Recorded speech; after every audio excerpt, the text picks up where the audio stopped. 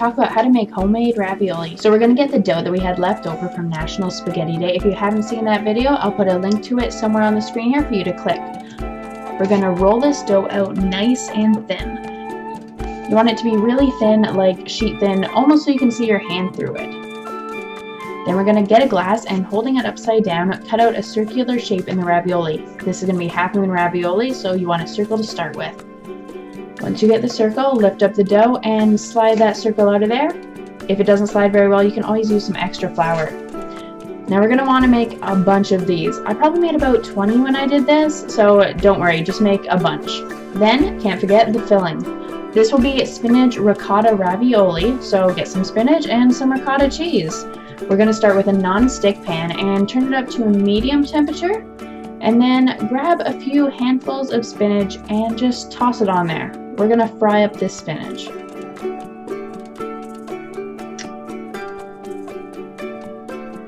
You're going to cook it until it's wilty. It's going to look a little bit nasty, to be honest, but it's how you want it for the inside of the ravioli.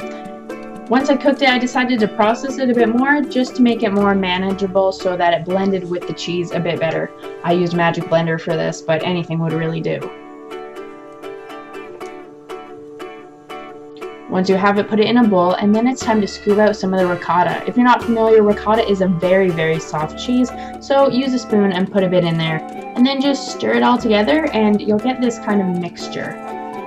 And this is my one-handed mixing skills, so do what you can to do your best mixing. This ratio is very green. I have more spinach than I do ricotta. In retrospect, I would have preferred to have more cheese, but you can make your mixture however you prefer it. Get about a spoonful of this, and then we're going to place it on top of one of the circles. Since it's half moon ravioli, you don't want it to cover the whole thing because we're going to be folding it in half. If you have trouble folding it, you can always get some water and dip your finger in the water and run your finger along the edge of the ravioli. This will help freshen it up to make it easier to seal. With a fork, almost like a peanut butter cookie, just dab the outside part and seal it together.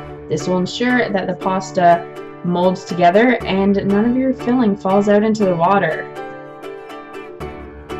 This is what you're aiming for it to look like, but you know, everyone's not perfect.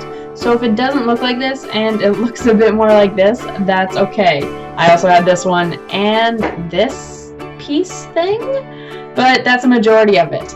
You're going to get the pasta and you want to put it in boiling water for 1 to 2 minutes. This is fresh pasta, so it doesn't need as long to cook as regular store-bought pasta. Just 1 to 2 minutes is all it needs. Until they start to float to the top. Once they're floating at the top, you know that the pasta is good to go, and you can strain it and then plate it. Add some sauce, meat, whatever you want, and you got your ravioli.